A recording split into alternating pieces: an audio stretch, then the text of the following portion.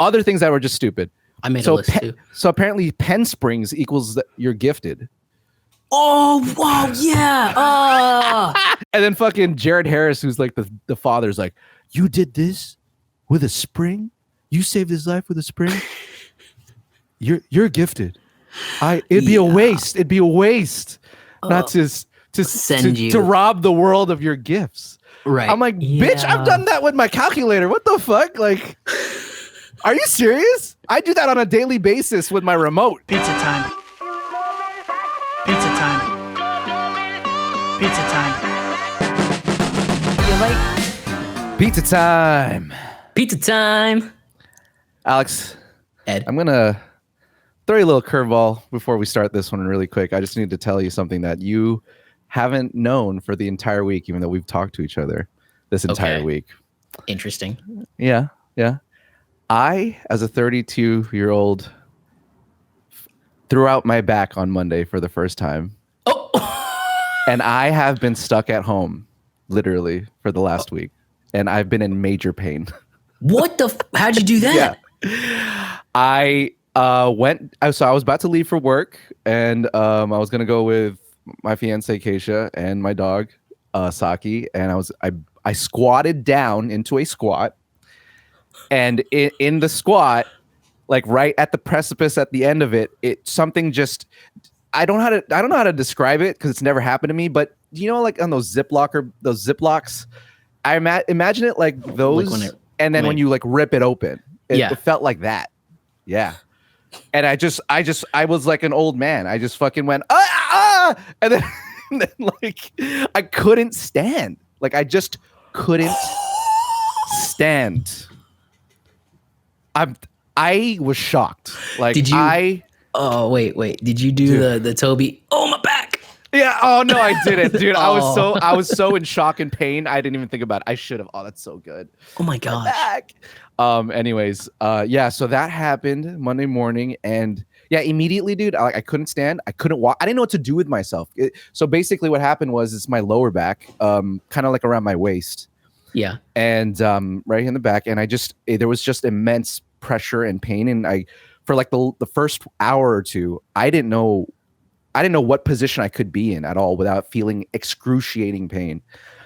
And so yeah, like the rest of the week, I was just here at home laying. I could, dude, for the first day, I couldn't even lay down straight up. I was immediately after that, I was trying to find a position that was comfortable, and the most comfortable position I could find was literally, like planting myself over like the top of my bed so that I'm kind of just leaning over it. like a sack of potatoes or a carpet, like a wet carpet, like that. That was the most comfortable position. I had to stay in that position more or less for like 4 or 5 hours until Keisha could take me to urgent care. Ain't that fucking crazy? That's that's basically welcome to your 30s, I guess. Right? What That's a present. 32, I guess. Jesus Christ, dude. This is 32. I mean, yeah, dude. I've definitely noticed. I'm 31 myself, and I've definitely noticed when I wake up in the morning, like you know me, I'm early bird. I'm up at like 6 early a.m. bird. Yeah. 5:30, 6 a.m. and I like, I plant my feet on the ground and just everything is like cracking. It just pops. It's just, yeah. And then I stand up and it's like the fucking cereal. Oh, fuck. Yeah, and you're just like, oh god. But I have not thrown out my back yet, which I pray it doesn't happen to you. I mean, honestly, it happens to most people, right? I mean, eventually, if you're not careful with yourself, you're not taking care of yourself, that's likely to happen because we're just always on our feet or sitting down poorly or whatever. Yeah. I pray it doesn't happen to you soon or ever. Because that. How you feeling? You feel better? I feel, definitely a lot better. I spent the whole week on pain meds and just really sitting here, honestly, or just at the home, and it's getting a little better. It's still a little sore, in the right in the back, like the center, so it was like the entire back like this, and then it sort of just healed this way. So it's getting better on the sides, and then now it's kind of just in the center. Wow. I can walk now. So the first 2 days were rough. Like I didn't know how long I could stand or walk for, or I could barely walk really. So it's crazy. I just couldn't. I didn't. You don't understand just how important your fucking lower back is when you realize how much pressure is on that all the time. That's Right. what I realized is just, whoa, I literally cannot do anything without being hunched over when there's no pressure on it. Everything else, you do that, you're putting pressure on your lower back the entire day. Right. No matter what you're doing. I'm like, this is, That's crazy.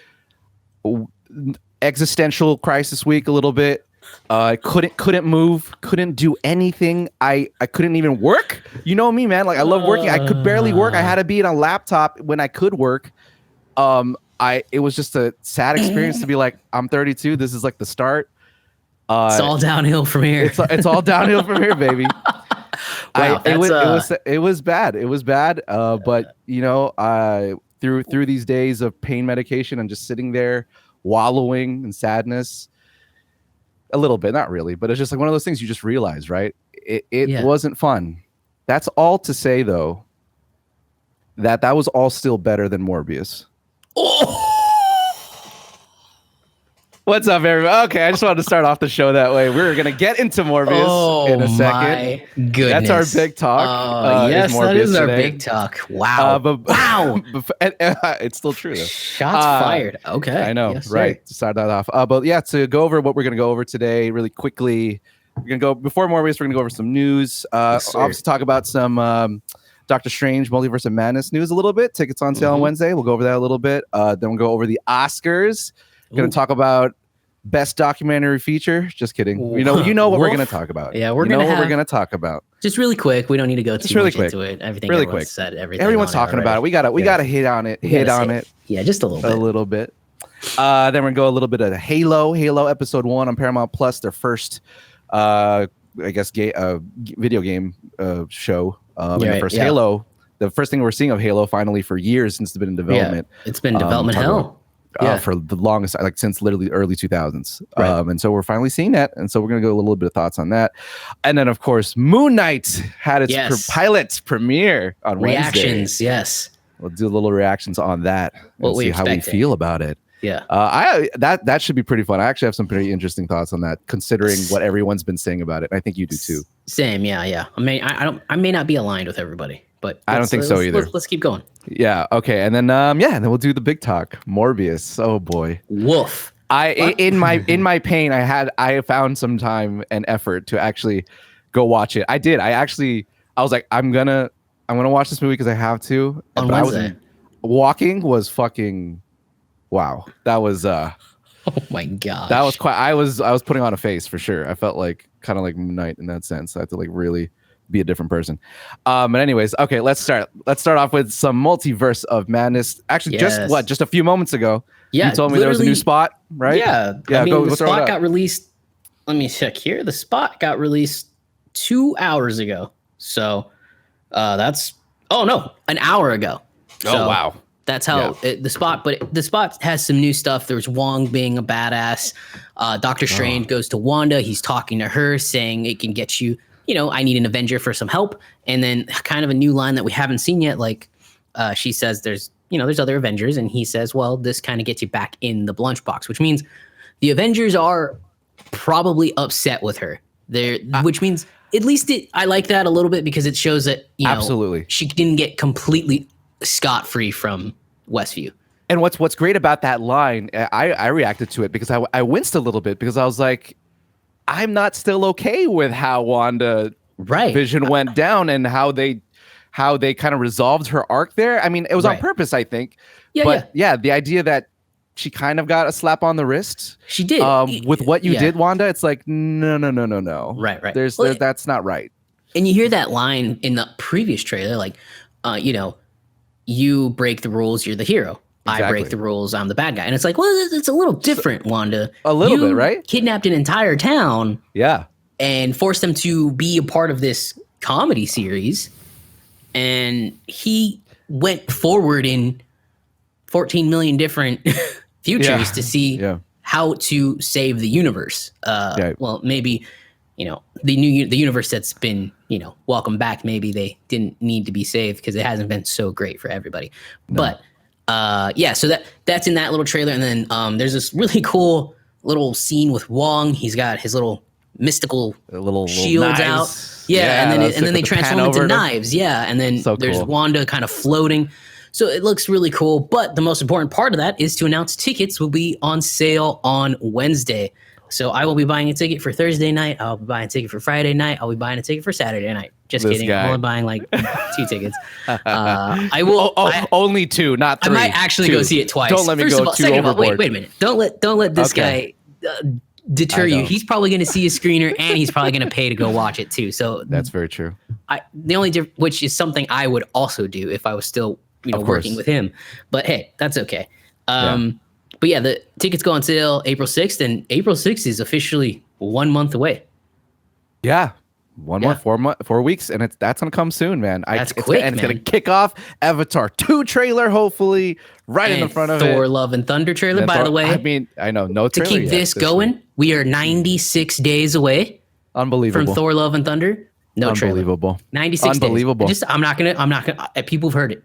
They get it. This is But- either the smartest marketing move ever made, or it's going to be a train wreck. I don't know. Right. And now But, we know. wow. I said, we're not getting in April, but that's not. I'm not talking about it. We I can't go digress. down that right. Yeah, we- But yeah, there's no use what do you talking think of the about that spot?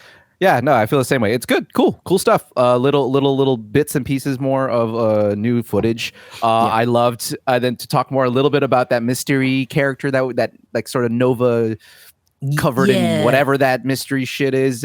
Wondering if it's a woman, it's a man. Is it fucking Tony Stark? Is it Monica Rambeau? We get a really much more close up shot this time, and Still can't tell. I still can't tell. To me, this time it looks much more like a male. Right. Whereas last and time it looked like a woman. it could look like a woman, and it also kind of looked more like a darker skinned person before. And now it looks like it could be a lighter skinned and sort of just like a CGI over thing. I don't know. Yeah. Still we don't know. They're doing a No. really good job at not The making that hiding very it, ambiguous. like this isn't Sony when they're marketing the last trailer for No Way Home when you see Lizard get kicked by an invisible man. Like they're doing a very good job. You can tell Marvel's behind it. They're saying That's the thing, though, is that would they Disguise even this risk? person. Would they really risk the Tom Cruise reveal or whoever it is reveal? If it's a big star, would they really risk this type of shot? It's a medium shot. I think they would because I think there's You been think enough so? rumors that Ooh-wee, I mean there's been risky. enough rumors that this movie's going to be so big and you're seeing so many different alternate versions of some of your favorite characters that I think that it is, even though it is a massive risk, and there probably is a video editor somewhere or a video specialist somewhere downloading it now, recoloring it, trying to figure it out because they have nothing better to do with their time. But I'm sure they have other things. but yeah, but I think it is because I think what they've shown, I think we've seen maybe like 8 scenes of the movie total. Yeah. Is what it feels like. Yeah, And, it feels like such a huge movie. They're doing a kick-ass job with this marketing campaign. Yeah, It's they just really are. aces. It's aces.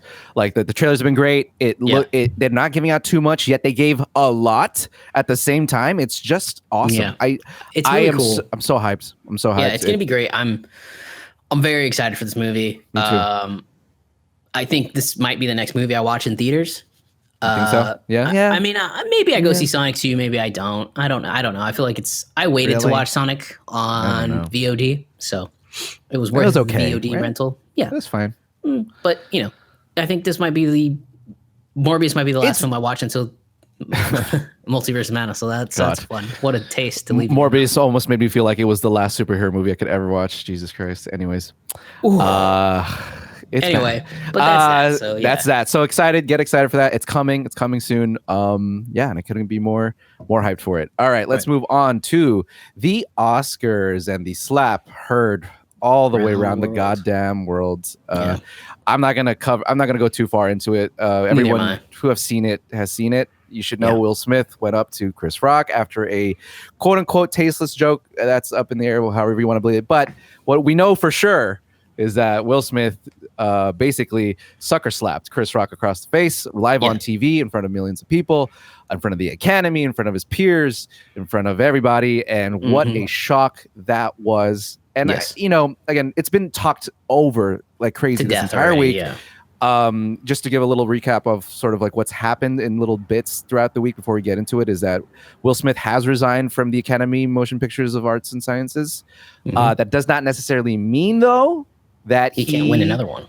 that he can't win another one or that he won't be invited to the next Oscars. It doesn't mean that, but he has resigned, and he did resign on his own volition. He was not suspended.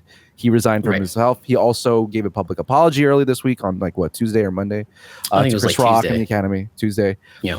So there's some damage control being done. That being said, it's still a huge talk because it's much more than Hollywood at this point. It's really about, like you mentioned earlier, we were talking about it on the side, that this could be it could set back. People are saying that this could set back black males or black people a bit. Yeah, in history, it's like which is it's not. It's more so like, I don't know.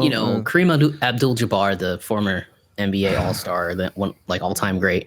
He had a quote that said, "Look, Will just kind of fed into the angry black man, and that's something that could set people back. Not just celebrities, set people back. 50 years or 10 years or whatever it may be." And I think that it's true. And maybe it has some, credence to it. But I think most importantly, like, the guy that nailed it for me was Jim Carrey. He said he was sickened by it. He said he was sickened by it. But more importantly, he was just so disappointed and so nauseated by the fact that even though Will Smith just walked up and assaulted another man, and I've heard a lot of people say, "Oh, he just slapped him." No. Assault is assault. No. Assault is assault. You can't touch another person. You can't dumb that down. You do that in public, you potentially get arrested. So it happens all the time in bars. That's the whole thing about this situation is that why are we why are we separating this situation as if it's not part of just the overall human experience and that civility? Like at any other place, this happens a lot. And it's handled with cops. It's handled with taking people out and de-escalation. It's So and I agree with Jim Carrey because he said, I agree too. Like everyone gave him a standing ovation afterward. What the hell was that about? Like these celebrities love to they love to tell us how to think. They love to tell us how to vote. They love to tell us how to like do certain things, and we should be a part of this and do this. And it's like, wait a minute, you guys are gonna sit there and preach to us, and then you're gonna give this guy a round of applause? Like, why was he even allowed to stay through the event? If you want to give him the Oscar, I have no problem with that because the Oscar's for his performance. So what? Yeah, that's. Wait, do you want to know why? Actually, this was discussed actually yesterday as to why he was stuck around. So the moments after the slap, commercial breaks and all that, the Academy actually did ask Will to leave. Okay. They asked him to leave. Will refused to leave. He didn't want to leave. Interesting. Now, the cops were involved right after, and they went to Chris and they asked him, or they told him straight up, like, this is assault. We are ready to arrest Will Smith. We are ready to forcibly take him out if you tell us to, if you want to press charges or if you think that he should. Now, Chris said no. Chris said, I don't want that to happen. I think it was more so on the fact that he didn't want things to escalate he didn't want it to get worse, which I agree. It would have gotten worse to have seen cops freaking go up to Will Smith and drag him out. Again, I think Chris, the only person who really made any great moves that night was Chris, between the two of them. And he continues to do so in here. He's thinking about the bigger picture. So that's what happened. And so, he was asked to leave, but but at the same time, they should have fucking made him leave. Absolutely. I think they should have. Again, it's not a... Go ahead. In the John Campea show, they made up a great point when I was watching what they were saying. Everybody there is there through privilege. They don't necessarily have this is the Oscars. This is a body of people who are you are invited to be there off of privilege. Like, you don't actually have any right necessarily to deem yourself worthy to stay there. Especially after something like this that you did. So I get it. I get why they didn't. But at the same time, like you said, like Jim says, the whole thing was just a really fucking nasty and nauseating experience to think that, like, they are propelling propping up this world they think is special and only to them, that is outside the realm of all of humanity and civilization. It's just not right. And I don't. If you want to applaud him for winning the Oscar, fine. I get that. That's but like different. Exactly. That's different. But the standing ovation and like pretending like what just happened didn't happen. Right. It's disgusting. I didn't like it either. I mean, I didn't like it either. It's despicable. And look, I mean, like you allowed him to go up and say, "Oh, love does crazy things." Like, no. That's literally every domestic abuser's excuse. That's in the playbook for domestic abuse. You can't allow that. No. And look, it's not okay. It's not okay. To me, it just dumbed down the whole ceremony, and and really kind of set home the fact that, like, again, these people will sit there and they'll have an interview or something, and they don't have a problem saying, "Oh, you need to think this way," or "You need to think this way because we need to fix this." Like, but wait a minute, you live above those rules, right? Because you have a fancy silver gold man, right? Get out of here! No way. So yeah, I think to me it's just ridiculous, and Chris Rock handled it so well. This will be the last thing I said. But if I were Chris Rock or one of those comedians, if it was another comedian, I can just imagine one of the comedians going, I wonder if August kept Jada's name out of his mouth. And I would have said that to him and looked right at him.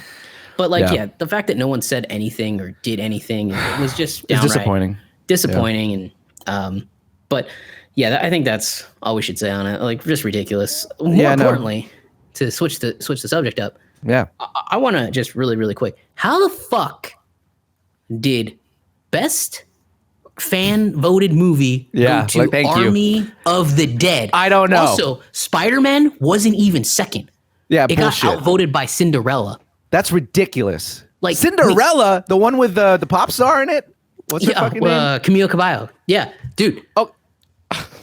Spider-Man got outvoted. Listen, everybody that Zack Snyder fans, I love you guys. You guys are great. Actually, you're not really that great. But you voted for a movie that was shot and filmed with an entire dead pixel in the camera the whole time. Yeah, with out of focus shots. Yep. Like, wait, what? Yeah. What? Oh, and then on top of it, best moment in the movie, Flash going back in time wins for Justice League over the 3 Spider-Men. Like, what happened? Get fucked, Snyder fans. Get fucked. Yeah, seriously. I mean, we probably just lost a lot of fans. I'm dead. I was dead surprised. I was like, really? Yeah. This is the strength of the Snyder fans still? Oh, that's insane. Snyder base. Dude, I've met so many people fuck out of here that will fight me. Are you serious? To the death to say Zack Snyder is the most talented director out there. I've met so many people that will say that. I mean, Jesus, 300 and Watchmen was a fucking decades ago. I'm sorry. I mean, but Watchmen's overrated. I love Watchmen. I love overrated. Watchmen, though. Okay, that's fine. It's overrated. That's fine. Watch it again. I love it. I've watched it multiple times. I watch it with a clear mind, not drunk. I like that movie. I like it. All right. I can understand. But anyways, enough about ridiculous. The terrible Oscars. That's fucking ridiculous. I don't understand. No Way Home, the biggest movie of of the year. One of them biggest of all time. Behind Cinderella is actually even worse, to be honest. Oh yeah, we've seen how many fucking Cinderellas do we need? By the way, that's like the 7th Cinderella iteration we've had in we have a Cinderella iteration every other year. I swear to God, we do. I'm sick of that fucking thing. I'm sick of it. I'm done.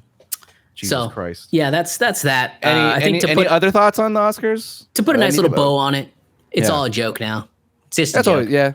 Yeah. Congratulations, Will Smith. It's a joke. And what's funny is that I think this will not make no one's going to watch next year because it's become such a bigger issue now. It's like What they're going to do now is they're going to have Chris Rock and Will Smith also, how do you present an award together. They said that'll be in the promos for next year's Oscars. Whatever. I mean, every comedian is going to come for Will Smith so hard now. Don't see this. That's the thing. If they do that, if you want to talk tone deaf, that is so tone deaf. Like, oh man, oh my God. I disagree. I think every comedian is just going to come for him, and I think every comedian has a right to because. Again, no. I'm saying seeing them together next to each other, being like, we're good. Oh yeah. Oh. That's fucking. No. Comedians are coming hard for Will Smith and Jada. Like, for sure, man. I saw an interview with Tom Segura, and I really shouldn't repeat this. Tom Segura is one of the funniest people in the world. Tom Segura is amazing.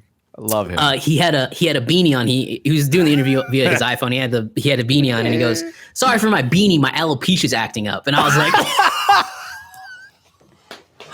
And I was just like, I could not believe he started it like that. Yes. So yeah, Tom Segura. Tom, thank you so much. Tom Segura is a fucking king, dude. He's so Tom's a funny. killer. Tom's a Yeah, killer. absolutely. Oh my god, that is so good. Oh my god, that is Not my joke, so people. That was Tom Segura. I'm just repeating. I love that. I love that. Okay. All right. That's enough Oscars talk. We got it. You know how we feel. Well, I'm sure this is not the last we're going to hear about this situation for sure. No. All right. Okay. Let's move on to Halo Episode 1 on Paramount Plus. So to be clear, so you haven't seen it. I have not seen it. I just Why don't you start? To be honest, I didn't really. It looks fine. Before I watched it, I thought it looked fine, but I am. In much of my friend group, I am kind of the resident Halo fan at this point because it was a big part of my childhood. I played Halo 2 and 3 like a lot. I even did some like competitions, so it's a big part of my life. That being said, I'm part of the group where I've largely kind of fallen off in hope that of the last couple of games because they haven't been that great. Even Halo Infinite was like, anyway, so I feel like I had to watch it just to see, and I did, and yeah, it's not great. It's not.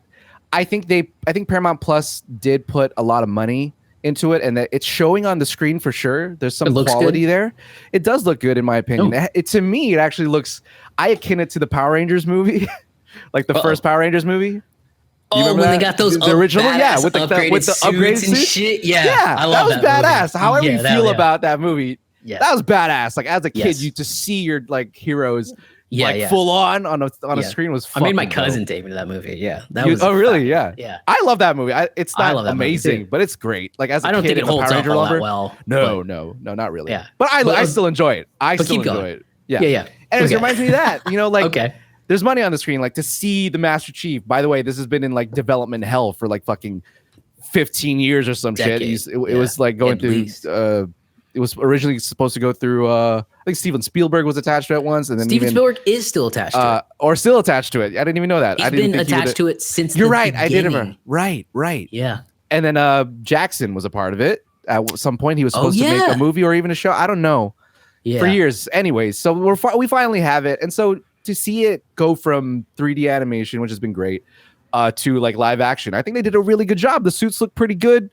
The money's on the screen. However, at the heart of it really is just like a very generic sci-fi. Like other than nailing what it looks like, the story isn't that interesting. I don't think it's doing a great job at grabbing new people and also keeping the fans, because it doesn't really feel like the Halo that I think I loved and remembered, particularly in Halo 1 and 2.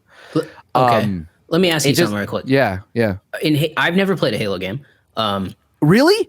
I've never played a Halo. No, you've never touched a Halo game. I've had PlayStation my whole life, Whoa. and then I had Xbox 360 through. Remember that one year when Xbox beat PlayStation 3 out? Yes, yeah. So I bought an Xbox 360 with my like summer work money, and then like about a month before I was gonna get my PlayStation 3, I got the Rings of Death, the 3 rings. So like but I never played Halo. I've never played a Halo game. So my God. I've always curious. You know me, Uncharted's like my favorite story game. Last of Us up there as well. Where would that rank? Halo? For Halo. The story. Yeah. Because all you ever hear with Halo is the multiplayer. Where do you rank the story? Halo 1 through Halo, I would say Reach has an amazing story. It's really, really, it was curated really perfectly by Bungie. It's a story about humanity with plenty of characters, a lot insane lore. Like you really get wrapped up in it, but it's largely fallen off after that. I can't even tell you honestly what's happening in Halo 4 through now. I just don't really know. I don't know. I'm sorry. So, but yeah, it's a great story. Really, really strong story. All around Halo, I know it's known mostly for its multiplayer, but the campaigns were fantastic. I'll bet with some problems in Halo 2, a lot of people didn't love the cliffhanger ending or whatever, but Halo 3 kind of wrapped that back up. But I think it's totally worth the playthrough, even just for the campaign. It's a great. I think you should at least play Halo 1, just like the classic would be really cool. It's on Game Pass, right? Yeah, it's on Game Pass. The Master Chief Collection. Anyways, So what's interesting about the show is that it doesn't actually follow any particular storyline from any of the games. They're taking bits and pieces from little things, but actually overall, like there's nothing that in terms of the actual narrative story that you can actually point to and go, oh, that's specifically from Halo 1 or from Halo 2 or Halo 3, and they made other choices like that are different from the games, where like a big one is that the Master Chief in this one actually takes his helmet off, which if you don't know, he's like the Mandalorian. Games, see, that's what's interesting. Kind of, yeah, I guess so. But I mean, Halo, the Master Chief was doing it before even the Mandalorian. That being said, right, in the games, we still haven't seen what John 117, as his actual name is, Master Chief looks like. We still haven't seen his face. In the show, we see it episode 1. Sorry, spoilers, but everyone who's seen it knows. We see him, and they don't make a huge deal out of it. Like they actually do it on purpose because they want to make him feel like a person in the show. Interesting. And they made interesting, and they made other choices like changing Cortana, as you know Cortana, right? The blue AI. She's kind of iconic. I have now. a fucking circle here in my windows.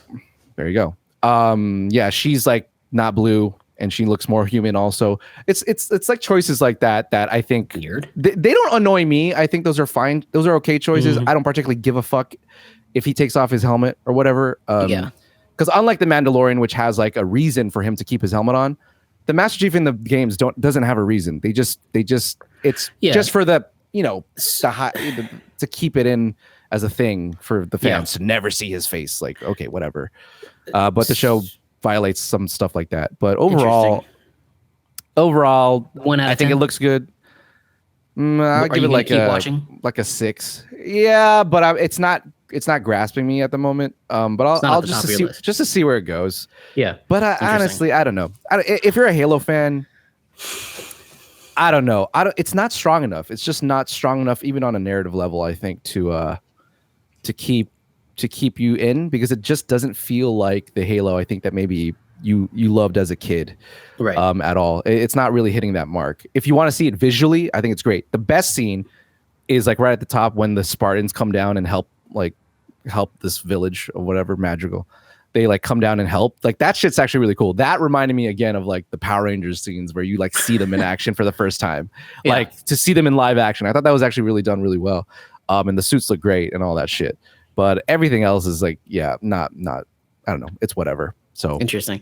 I wouldn't even tell you to watch it necessarily because clearly you haven't played the game. So there's nothing for you to get. I don't think. But I mean, maybe I should watch it because I'll have a different perspective, you know? Yeah. Because I'm not connected to that's the games true. at all, you know? That's true. That's true. So it'd be interesting to hear about that. Just off the top of my head, it seems like the reason they decide to let him take off his helmet is to differentiate themselves from the Mandalorian. Here's a space series, so. like, and again, like you have to find a way to differentiate yourself, or at least that you don't really actually. But I think that studios get to a point where they get freaked out, like shit, he doesn't do it. Let's just do it. Let's just have him take it off to differentiate ourselves, because it's a space. It's in space, and we're gonna it's gonna be connected. Which I mean, maybe, but not really. Like the Mandalorian and that whole universe that Filoni and Favreau are in charge of is basically a Western. You can have a different sort of. Look at Star Trek. Look at the new Star Trek series. They work because they're different. They're different than the Star Wars series right now.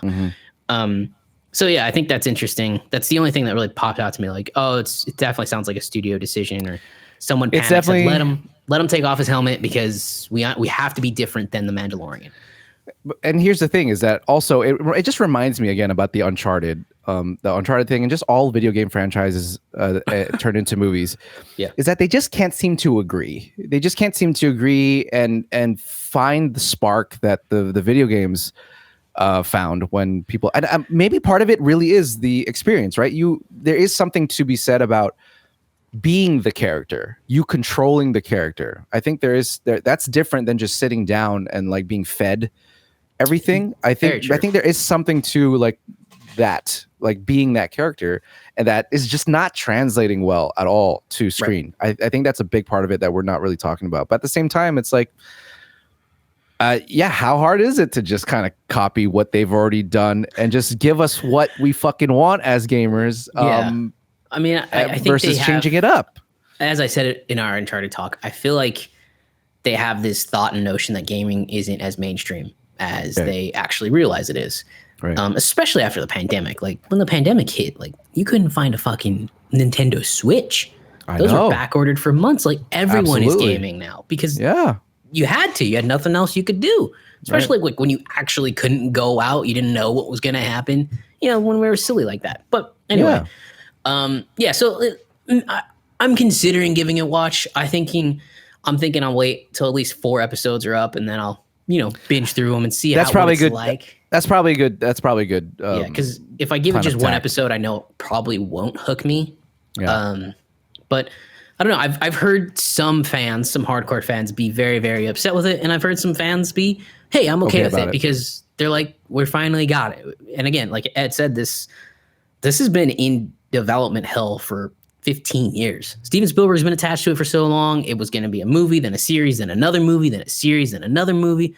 So many stars have been attached. So many stars have dropped out.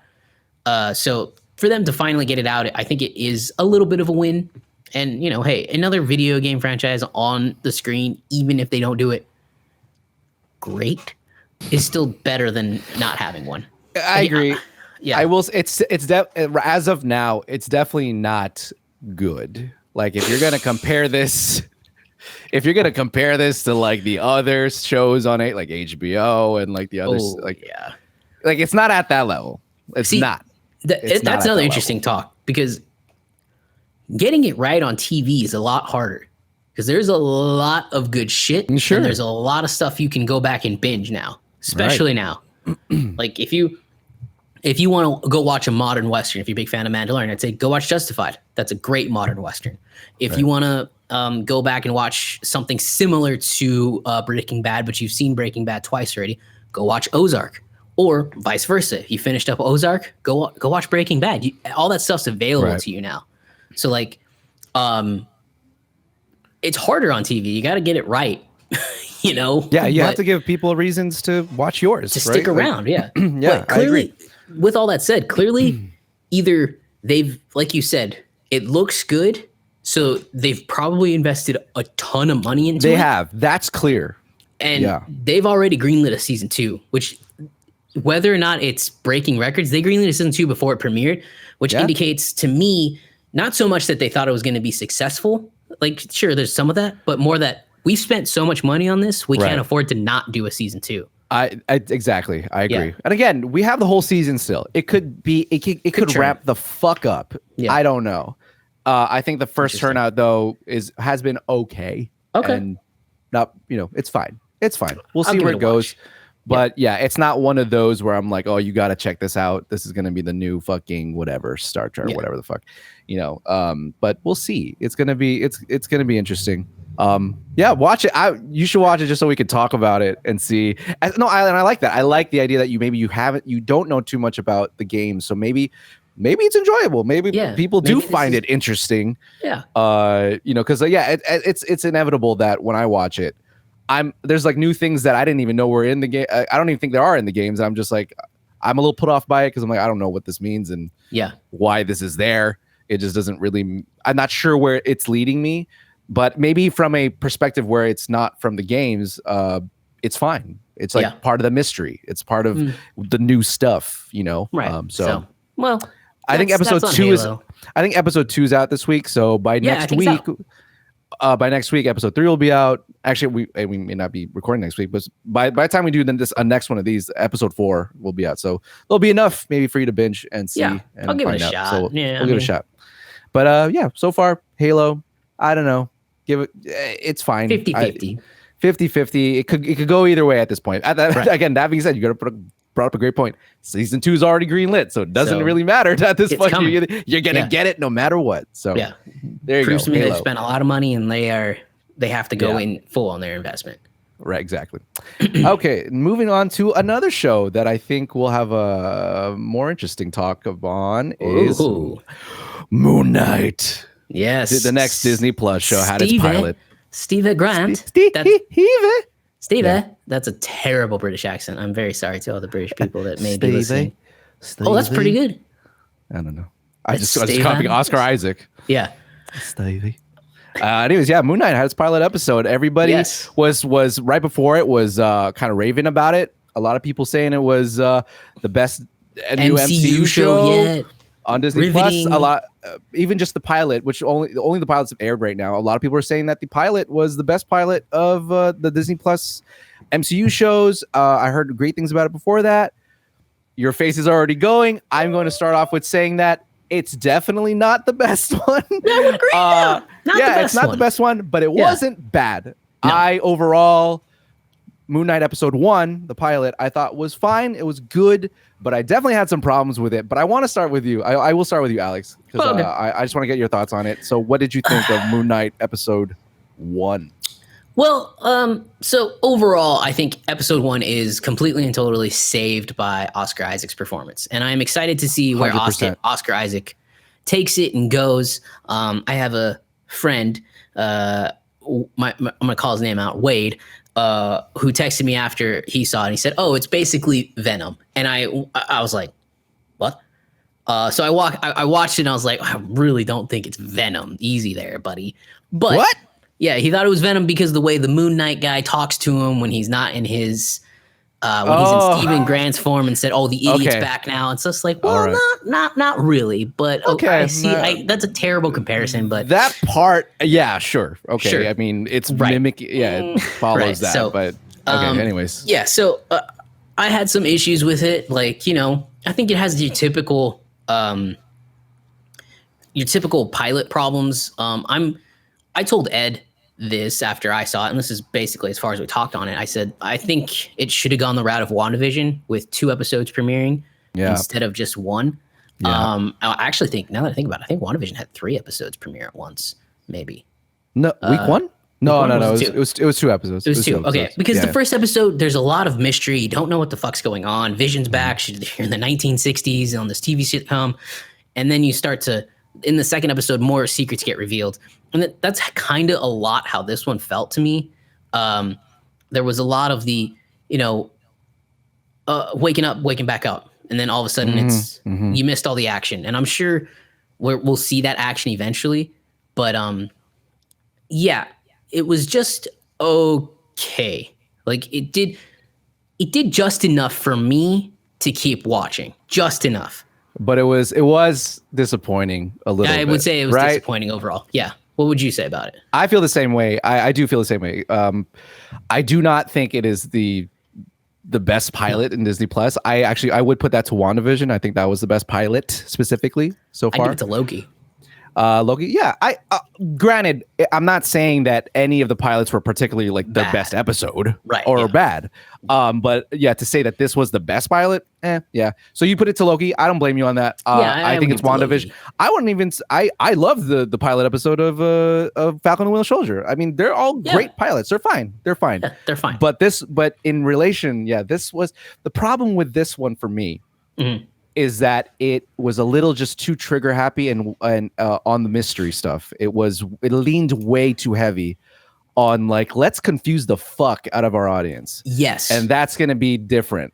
yes. And granted, I respect that. I think that's not a bad choice.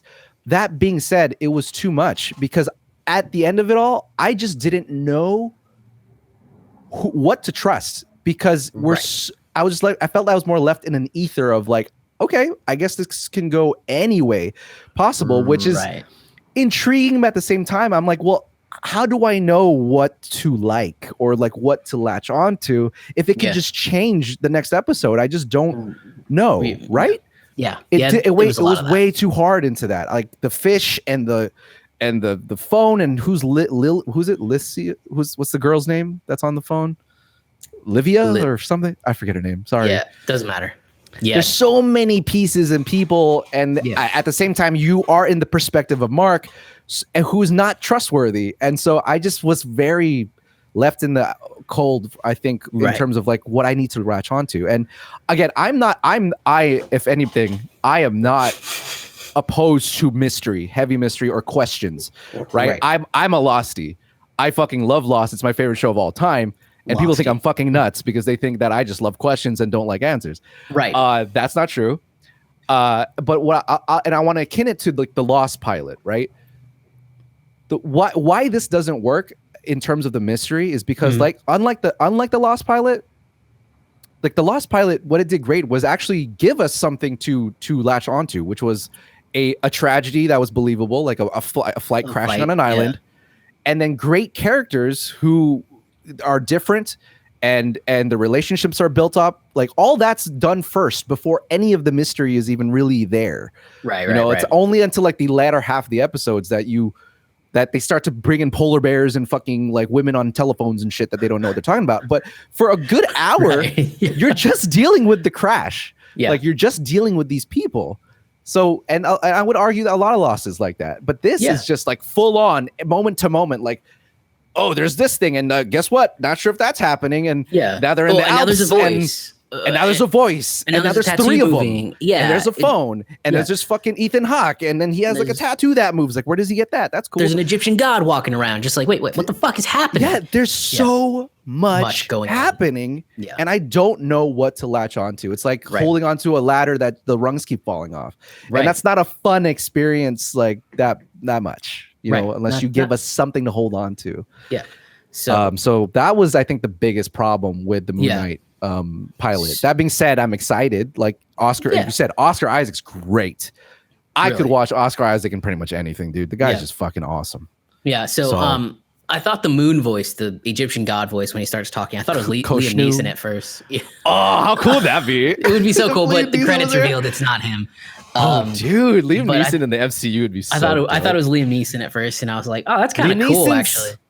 But anyway, I would agree. I think I'm excited for the next couple episodes. The director had an interview saying in episode 4, which, you know, would be like a week before Multiverse of Madness is going to be everything you learn up until that point changes.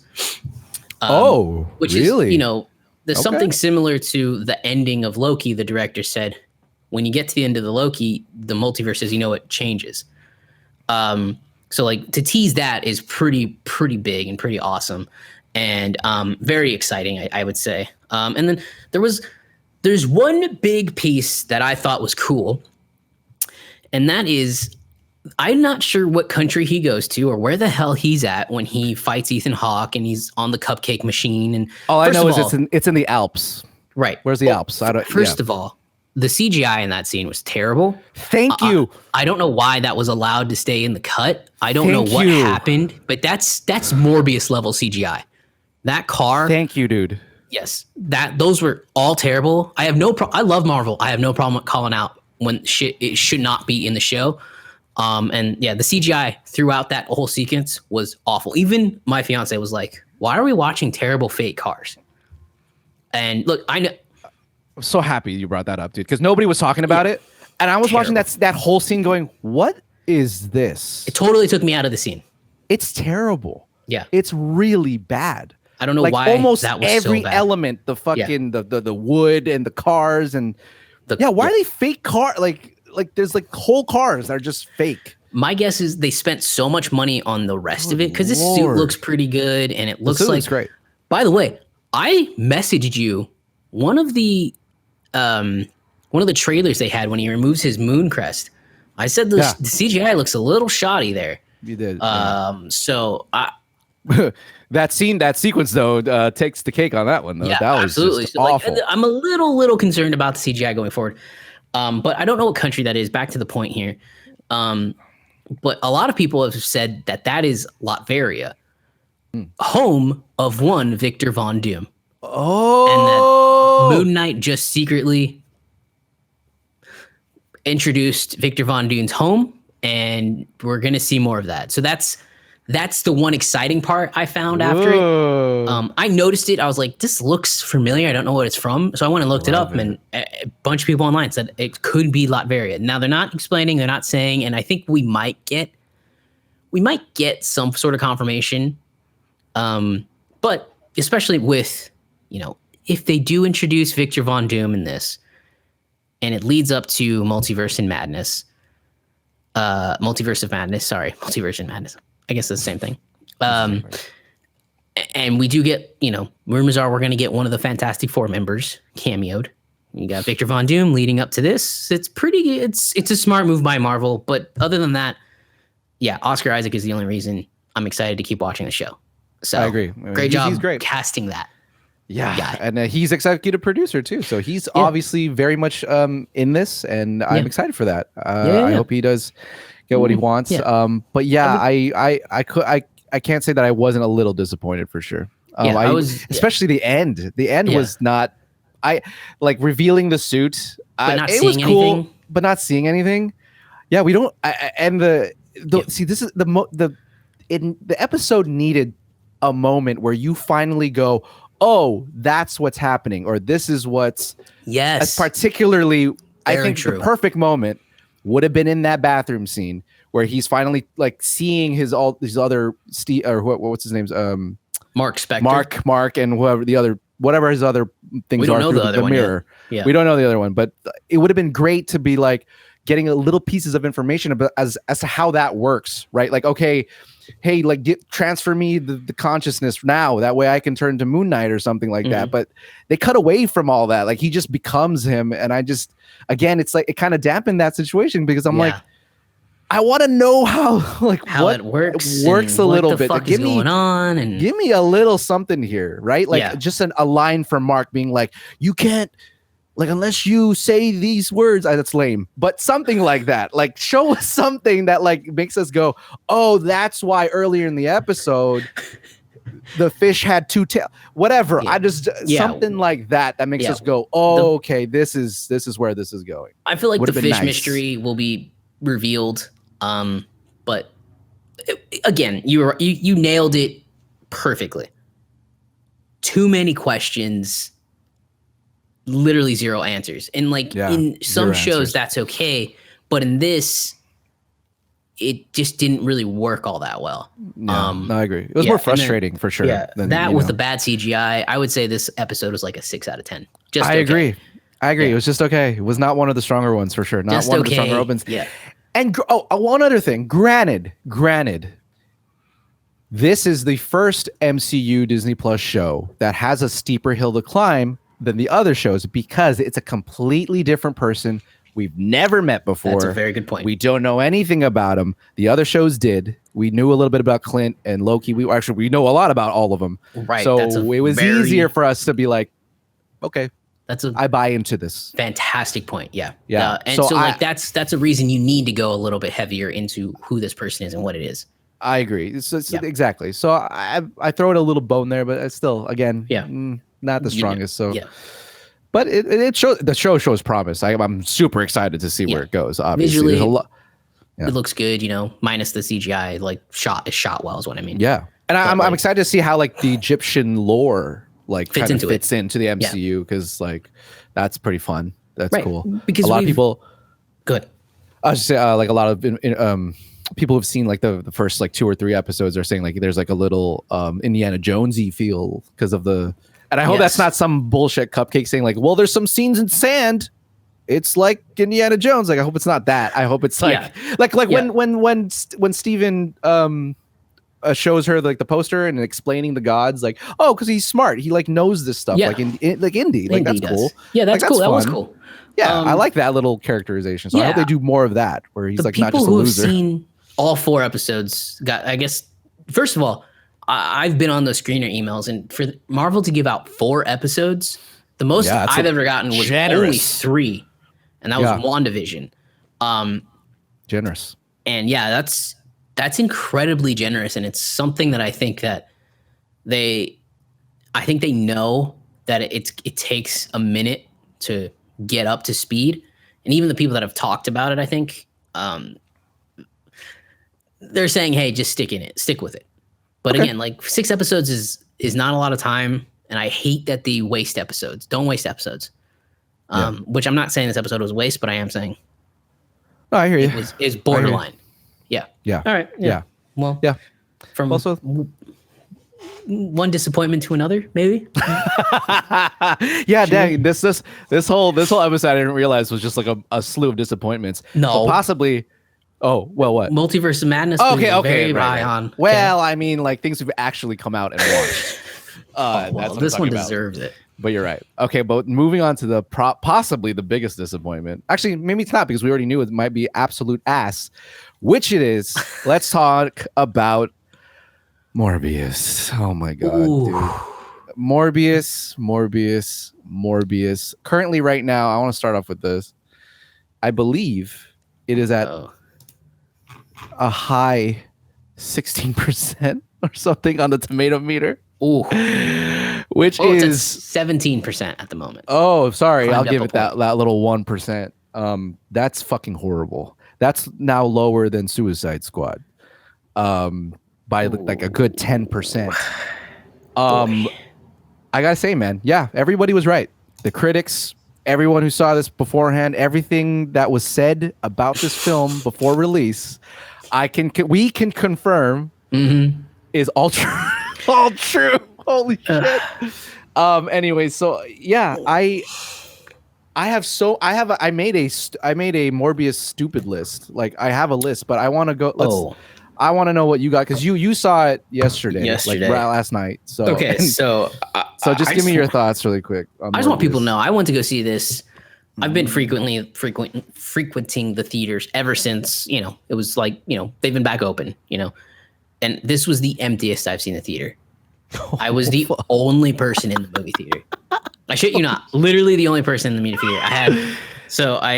This was Friday opening day, right? Yeah, this is Friday opening day. Yeah. Okay. Oh, I saw.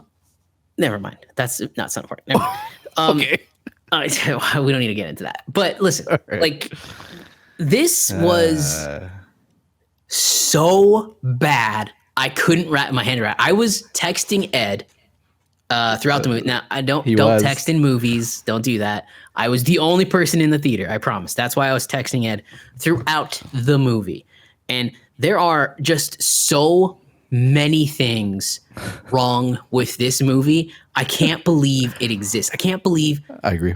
Why didn't just sell it to like Amazon Prime or something for $10 million and take the loss? He at one point says in the movie, "You don't want to see me when I'm hungry."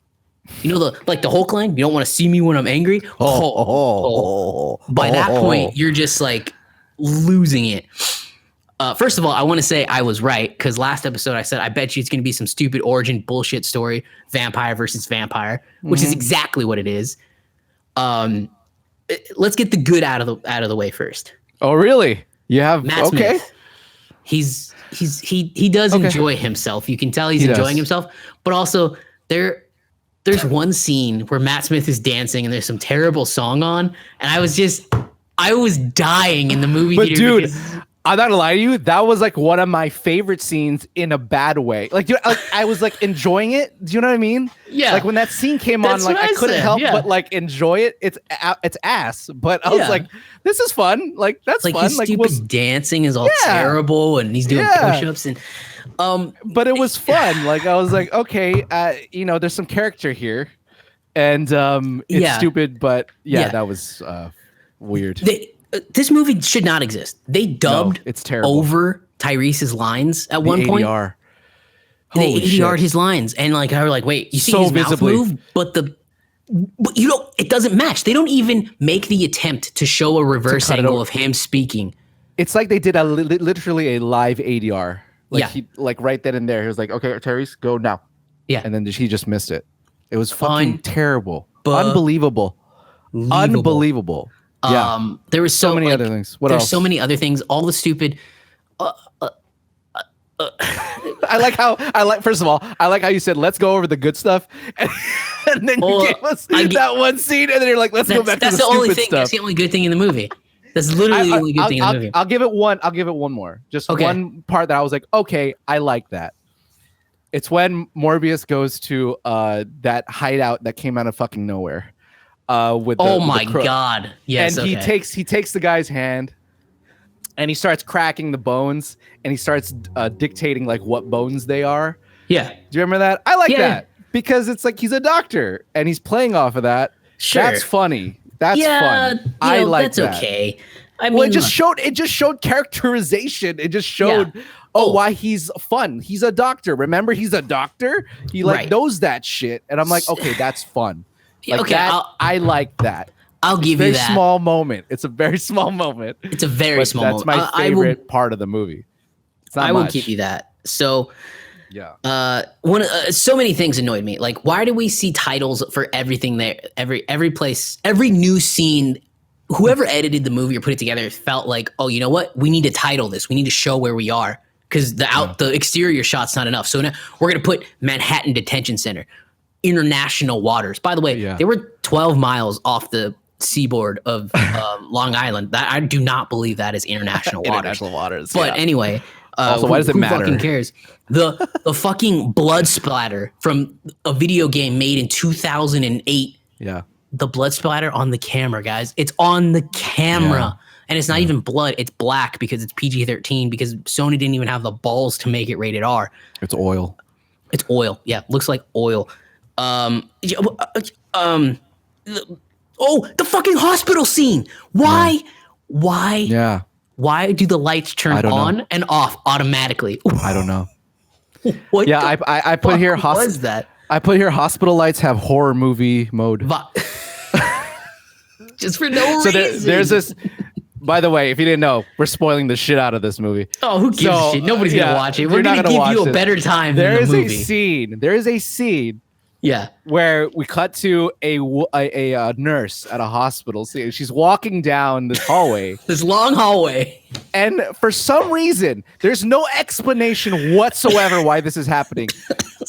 The lights start flickering like on and off in like some weird horror movie way.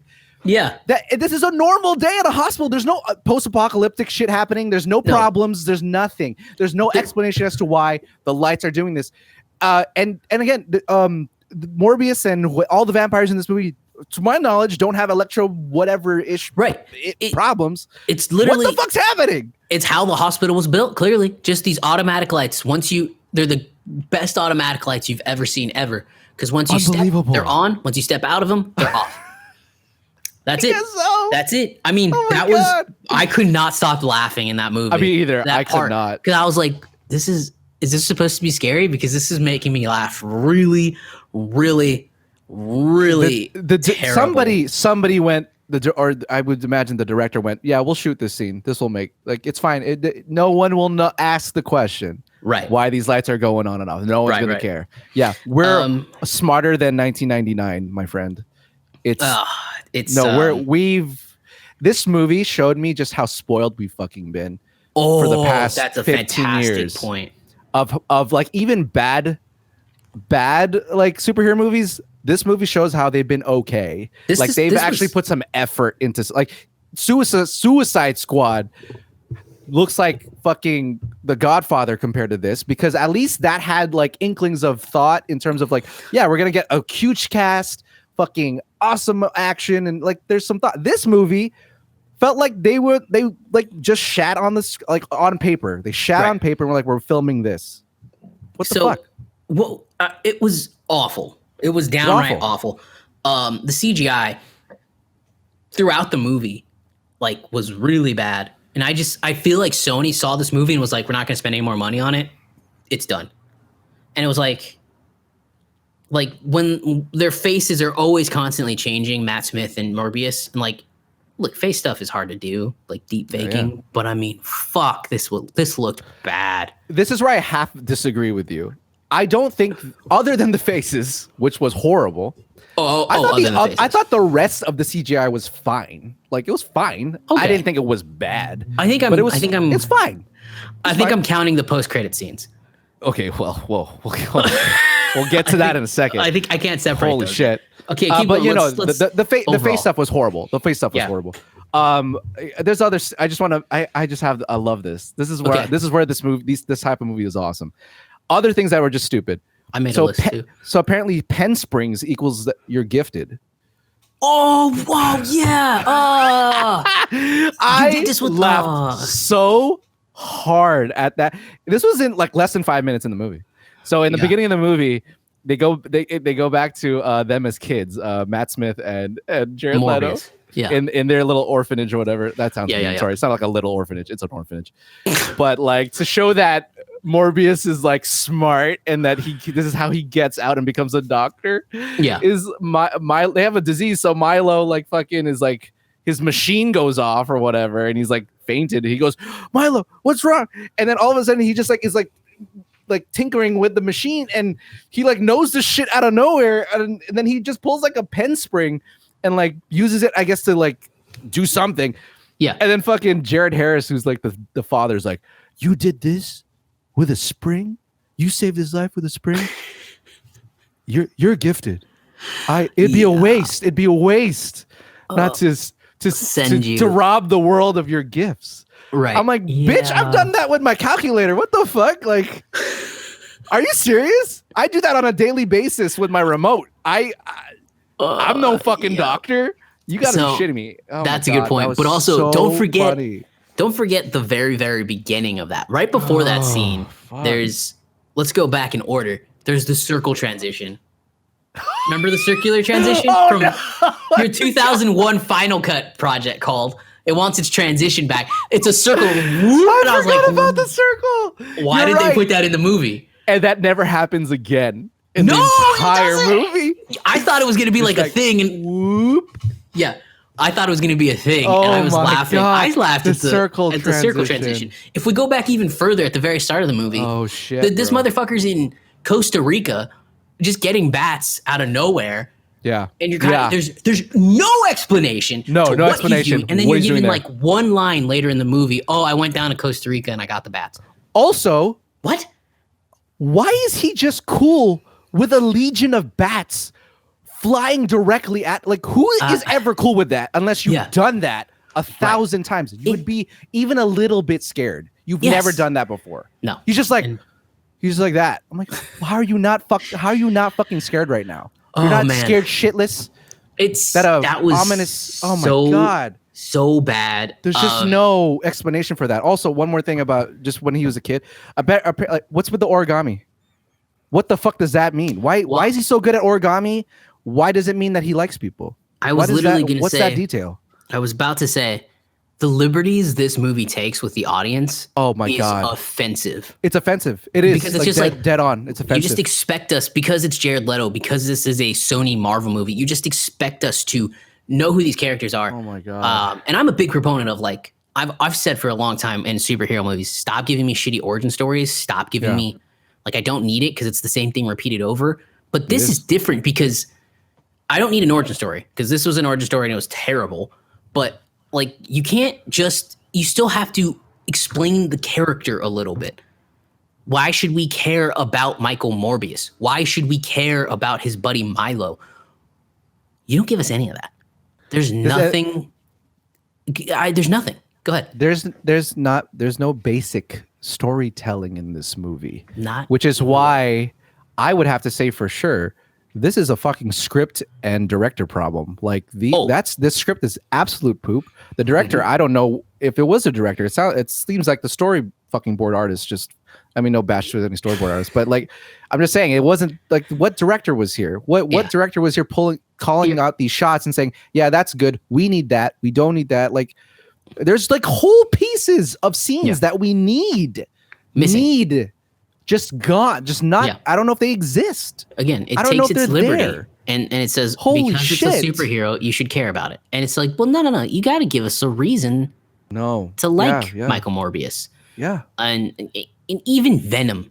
Like, even Venom. Oh, even Venom reason, like, Tom Hardy is able to give you a reason to say, I like Eddie Brock. Right. He's down on his luck. Here you go. But this is different. There's nothing. There's no semblance of any sort of basic storytelling technique. And it's just really, really bad. It's awful. It's so really awful. Bad. Yeah. It's awful. And what's funny is that I heard some people actually kind of defending the first half of the film, saying that it's like, oh, it's fine. No, none of this movie is fine. I'm sorry. Yeah. If you think the first half of this, throwing it a bone, I don't know. I don't know what I to wouldn't say throw to you. any part of this a bone. No, all of it was laughable. And make it just ridiculous. Also, let me ask you something. Go ahead. If you're a mercenary, does that mean that you're just automatically not given any passes at all? Like, no, it means you die. That's what I put too. It means mercenary equals you deserve death. But what so because like Tyrese says a line where he's like, I could give a fuck about mercenaries. I'm like, yeah, but the point is that he murdered them. Yeah, that's your still job murder. to give a fuck about them. Yeah, like That's still murder, right? Yeah. But you're not giving you're giving him a pass? Is that what I'm understanding? I didn't understand that. I was like, what the fuck? Not to mention, what the fuck is Tyrese and that other dude doing in this movie? The cops are absolutely useless. The partner in it is terrible. I don't know what his point, like he makes terrible jokes that don't ever, like, it's not even good comedic timing. And I agree. Tyrese has this like incredibly stupid throwaway line. Your fake blood saved my life. And then you see him wearing like a cast on his arm toward the end of the movie, because I think that's supposed to be like his fake arm part or something. But like it was never explained. So why keep that in the movie over keeping something that may actually explain who the fuck Michael Morbius is and why we should give two shits about him? Yeah. Why should we give a shit about anybody in this movie? Like it gives no reason. Another fantastic point. Why should we care about anyone in this movie? This is Fox Daredevil bad. This is how bad. Fox Daredevil was probably better than this. It has even Daredevil has 42% on the tomato meter. Yeah, Daredevil just bullseye. Bullseye. Yeah. I'm not gonna lie to you. I don't hate that movie. I don't hate it. You wouldn't. I don't hate it. You would. I don't hate it. You would. It's not great, but I don't hate it. You probably like Rise of the Come on, dude. Surfer No, I don't. That's an absolute shit movie. But I mean, Colin Farrell was fun. He gave it his all. He gives it his all the time. Yeah. Bullseye. I do like that scene where he takes that paperclip and he's like, and kills the lady. He kills like the fat dude. He's like, oh, that's right. Yeah, in that scene, I thought that Bullseye was fun. Pretty unbelievable in that movie. In that whole series. It's not a good movie. Anyway, but I don't hate it. Anyways, that was like better. The last. I wonder if this is the worst rated superhero movie thus far. I'm not sure if there is any worse. Suicide Squad, I believe, was the worst up to this point, if I'm not mistaken. I'm not sure. Punisher Warzone, I feel like, is pretty low. Are we seriously gonna add that into?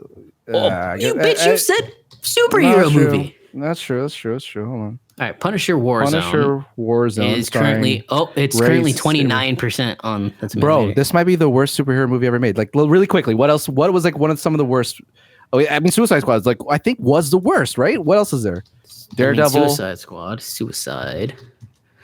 yeah, Daredevil. That's 26. Yeah, that is 26. Shit. Dude, I don't know if there's any worse movie. I think this might be the worst superhero, at least critically rated. Yeah, what was Hulk? No, that's definitely higher. That's definitely higher. You think so? With the Ang Lee Hulk? Yeah, 62% fresh. That is what? It has an absolute shit audience score though, 29%. That's like the lowest audience score I've ever seen. The first Hulk is 62%. Fresh. That is shocking to me. That movie was ass. Okay, let's get back to Morbius because this actually might be the worst superhero movie. And we haven't even... First of all, the movie just ends. Yeah, it just ends. It's really fucking weird. The love interest, of course, opens up her eyes because she kisses him, and then I guess she's a vampire. I don't fucking know. No, like, wait, I have a question about that. He bites other people in the movie. None of them turn into vampires. All of a sudden, this bitch opens her eye. Oh my God. For all we know. I don't know. Who fucking knows? This movie just disrespects rules. It just doesn't give a shit. Oh, also, my gosh. Yeah, go. What? Well, no, I was going to jump to the post credits now. Okay, hold on. A little more here. It's just a small detail I just thought was so fucking funny. So apparently anybody can just go into Morbius's lab. Like you can just walk in. Oh, like you know how like when you first see the scene with Milo, like he explains how they haven't really seen each other that long. The next scene, Milo's just walking into his crib, like he's just been there. Good point. I don't understand how that's allowed. Yeah, people just walking into people's like lairs like that with bats. It just doesn't. That doesn't make sense. That just doesn't make sense. Also, flying. I love how they tried to explain how the fuck how he was flying. None of that made sense. No. So there's like air current. I don't get that. There's air current, and then he can just ride it. I don't get it. I think they're trying to say this is how a bat flies. So this is how he flies. Bats have wings. But part of it. I think currents in the air are probably also part of it. I don't fucking know. I'm That not shit a made scientist no or a biologist. fucking sense. That So, made no yeah, sense. that's- I'm sorry. Yeah. What else you got? The Let's see dialogue here. was terrible. I mean, I can't even think of a line that made any fucking sense in this movie. That's pretty much it. Okay. Overall, Can we jump to the post-credit scenes? Yeah, now? let's go to the post-credit scenes because I didn't Okay. think it could get worse, but they did. It did. So, for those who don't know, here's a massive spoiler alert. Not really. It's probably on Instagram right now. So Everyone's the first confused as post-credit, fuck, so who cares? yeah, the first post-credit scene is you see the world ripping, like you saw in No Way Home, the same purple. Way although Home. it's the worst CGI purple. It's the worst. It's a 2D asset that would had That's exactly what it is. I was just about that to has say a that. little wavy line on Yeah, it that I could have I done could literally- in After Effects I could do an After Effects tomorrow, today. Give me 15 and make minutes. it better. It's You done. can make it better. We probably, Yeah. both of us could make it better. Anyway, Yeah, probably. it's this terrible thing that I think they probably shot last night week. before. Yeah, clearly it was. It's what's it called? It's just stock footage. It's just stock B-roll of New York City. God. So anyway, Fuck me. So now that happens, right? And then Adrian Toomes, Michael Keaton, is transported into a cell, and because for some reason now, we don't have any explanation to this whatsoever. But now villains that were actually Spider-Man villains are now being transported into villains of this universe. So now Adrian Toomes is here, away from Tom Holland's universe, but why? Because all Strange did was put people back where they belong. So now why are people being pulled to other places? We don't know. Places. Anyway, so he's in the cell and he says some stupid line. I hope the food's better in this joint. And then it cuts to him getting released from jail because he's not supposed to be in jail because it was a mistake because this Adrian Toomes isn't in jail, clearly. Which also I is the guess. stupidest fucking thing. Right. They're just going to release him. For a body to do. Yeah, like, well, he was in there, so maybe just don't release him. I don't know. Yeah. I guess But legally anyway. they can't do that, but I don't know, they need to figure Yes, something legally, out. But so they I don't release know. him, and that's how that ends, right? And then it gets worse. Then there's the second post-credit scene. Ed's already like shaking his head. So like the can't. second post-credit scene is Jared Leto. He's in a Porsche. Why is Jared Leto in a Porsche? He's been this doctor who has not had flashy things the entire fucking movie, and now he's driving this cool electric Porsche, whatever, in the middle of the desert. I don't know why he's in the desert.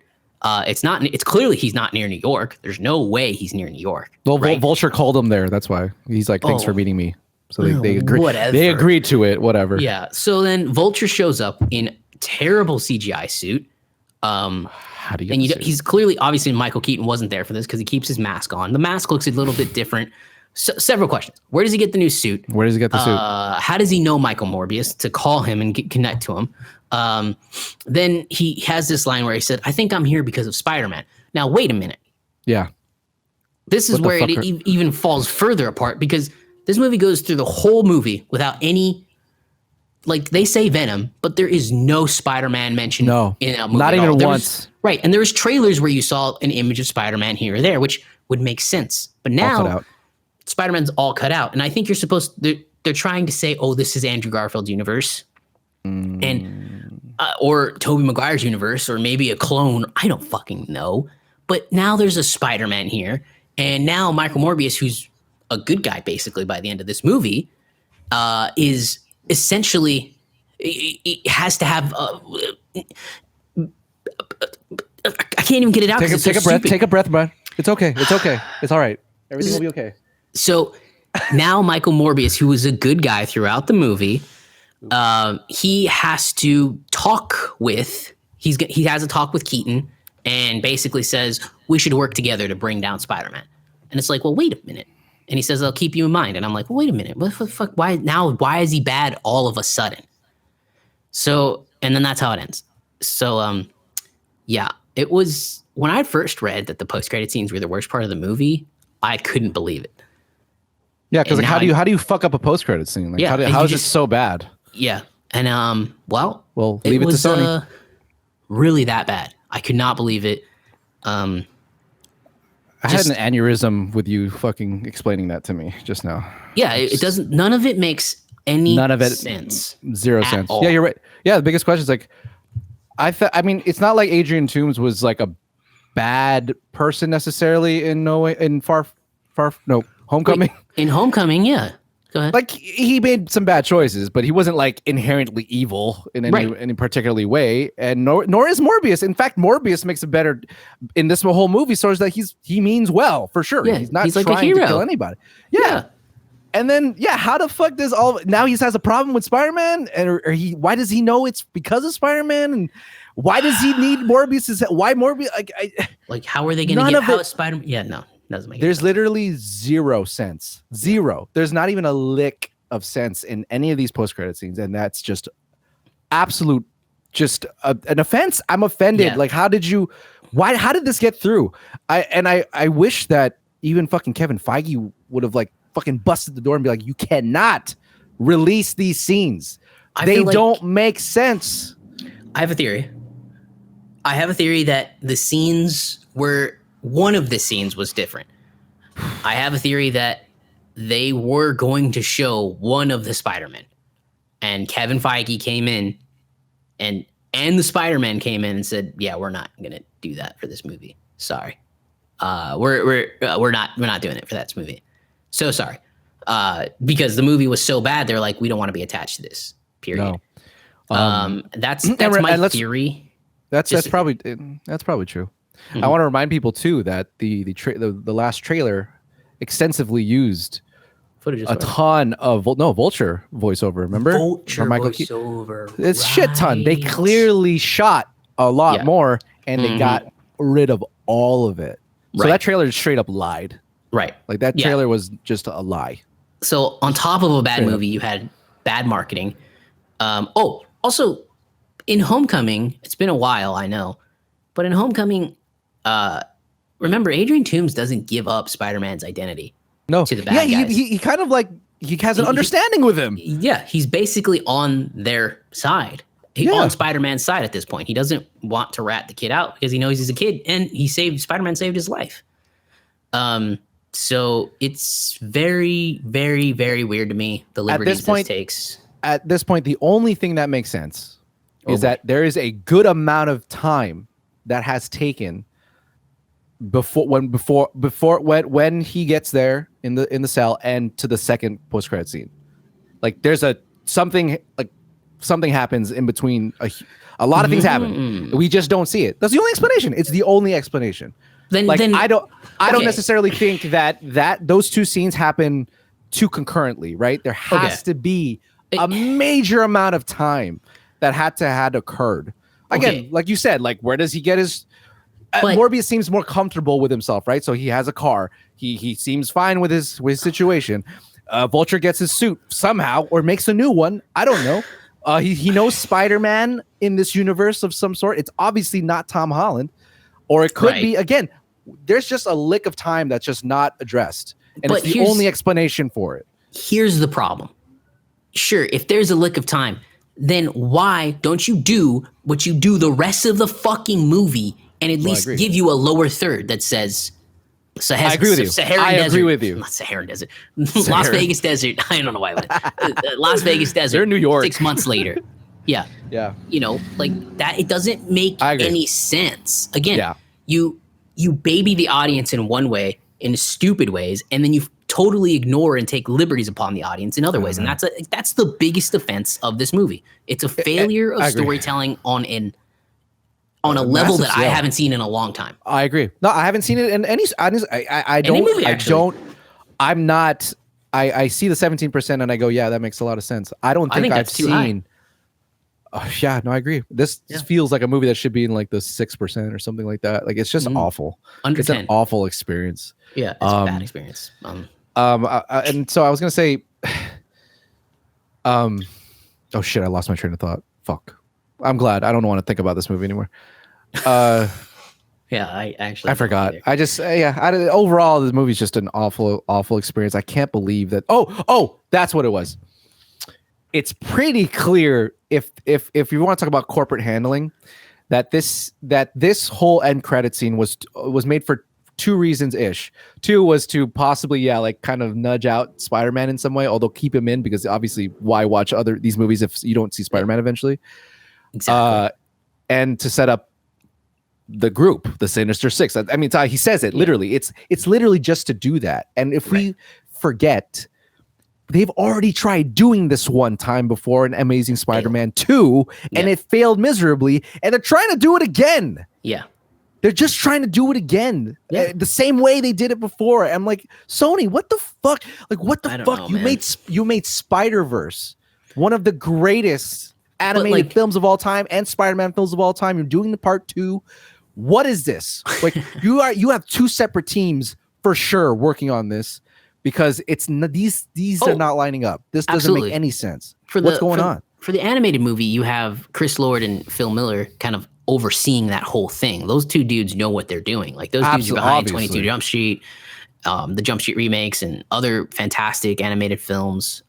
So that's a different world, and they're kind of letting them do it. And here, I don't think I don't know who has creative control. I don't know if it's Amy Pascal or Avi Arad. That's probably maybe. But it's pretty clear you just don't know what to do. So you're trying to repeat and recreate, because even at the end of The Amazing Spider-Man 2, you see the Vulture wings, you see Venom symbiote. So you're like, oh, they're literally just gonna recreate it. And that's a great point. And it won't work again, as I've said before. If you do not put a Spider-Man in it, it will not work. Period. There is nothing else to say about that. It should always lead to. I mean, it has to lead to Spider-Man. Yeah. None of these people can. Yeah, even in the comics, even in the animated series, like, it all works because it ends at him, not just because they're standalone movies. Like, it's just not going to work. And look, it won't sustain. For the love of God, you guys have. It doesn't have to be Peter Parker. It can be. It can be Ben Reilly, Peter Parker's clone. It doesn't have to look like Tom Holland. It can be Gwen Stacy. It can be Spider-Woman, Jessica Drew. It can be a total litany of people to choose from to do it. But you don't do it. You think that, oh, this villain is strong enough to carry a movie. Maybe Venom is, but not Morbius. And look, I think I went back and looked it up, and it does follow Morbius's origin story pretty close. But again, like, I just don't think the origin story works for this. I would have done something completely different. I would have started the movie with him already having the powers and just kind of jumped into it that way. But like, it won't work without a Spider-Man. You need some good to anchor it to, because all you're doing is building villains that are good guys, essentially. And then all of a sudden, they're going to be bad when they fight Spider-Man. It won't work. No. So it's pretty it's pretty clear that they saw No Way Home and they were like, oh, fuck, this is how you do it. This is how you make villains like be good and bad at the same time. And we already shot Morbius 2 years ago. We're a little behind. We fucked up. Yeah, this is an absolute tragedy of a scene. It's not great. That's pretty clear. It's so like, now what? Like, what the hell does this all even fucking mean now? Is there a Sinister Six movie? Is there going to be another villain movie? There's been nothing announced. Oh well, there's Kraven the Hunter. No, you got Kraven the Hunter and you got Madam Web. And Madam Web. So Madam Web, there has to be another Spider-Man. Are they even in the Sinister? Are they part of the Sinister Six? Like, Madam Web. I know there's like a bunch of like. Wait, which one? Kraven and shit. Like, I think Kraven. As I know, it should be like Doctor Ock and it's like a revolving door. Anybody can be in it. Whatever. Anyway, right. I just I think we've said enough about it, and I think skip it. Definitely no. Even Sony is basically saying we don't know what we're doing. Don't hold too hard of this. Like we're probably gonna drop this next week. Like you feel like there has to be somebody Sony can hire. Like Star Wars found their somebodies in Filoni and Favreau. Marvel found their somebody in what's his name? They found a lot of people. But like there has to be somebody that can lead it. Somebody, anybody. Absolutely. But for Christ's sake, they just can't do it. And that's what I'm saying. Like, I don't know if it's just Kevin. It's got to be the Kevin Feige touch, man. Like that team there is just they know. They have an understanding of the right people for their IPs, and they make it work. I mean, one of the things that I feel like any of these places could learn from is the fact that like Kevin Feige keeps a close family. Like he has all these talented directors meet up and talk about their universes and see how they can keep it it's very in collaborative. line. Yeah, it's super collaborative, and works. luckily, yeah, part of it is because they were super successful, but I don't know, maybe it's just pretty clear that Sony, all these other places, just don't have the eyes for this shit, and they just fucking just give it to Feige. God damn it! There is a little bit of me that thinks Sony got a little cocky. Venom came out, it made $800 million, and it was a success. And then every single one of Tom Holland's Spider-Man films has grossed $1 billion. Yeah. So Sony's on this like, we got this. Yeah, except they were not a big. Venom is all them, but fucking, I mean, it's barely them for fucking the trilogy of the home trilogy. Matter. They think that's fucking them. Yeah, the fuck them. Yeah, they probably do feel a little hot streak on that, and they made Spider-Verse, so yeah, I guess. But they're just fooling themselves if they really think that it was just all you guys. Yeah, right. Yeah, right. And all Morbius just shows that. So Morbius is a shit show. Awful. Movie. Go watch it if you want to like make fun of stuff. Yeah, go watch it if you want a good laugh, I guess. But don't, even then, because why waste your money? It's not even meant to do that. There's bad movies that are meant to make you laugh. This isn't even that. No. Yeah. It's like actually trying to take itself seriously in a weird way. Yeah. And it's just poor filmmaking at the end of the day. Really, really poor filmmaking. It sucks. It sucks. But there's a new bar. Hey. Sony just lowered it. Sony just lowered it. There it is. It's not a high bar to pass this time. There's the headline: Morbius. Sony actually lowers the bar. Yeah, I think it actually might be the fucking worst superhero movie, at least acclaimed, critically panned movie to date. Who knew that could happen after Suicide Squad? Like, who fucking knew? Who knew? Who knew? We thought we were past that. All right. Well. Anyways, everybody, that's our review of Morbius and everything else that we talked about. Anything else? We good? Nope. Love and Thunder. Love and Thunder. Where you at? I'm waiting. Not feeling the thunder or the love yet. I don't have a watch, but I'm fucking counting. Sony. I mean Marvel. I'm so sorry. Sony. I'm so sorry, Marvel. That was mean. Everything wrong that goes on, you just say Sony right away. I'm so sorry. Sorry. Anyway. Goodbye. All right, everybody. Goodbye.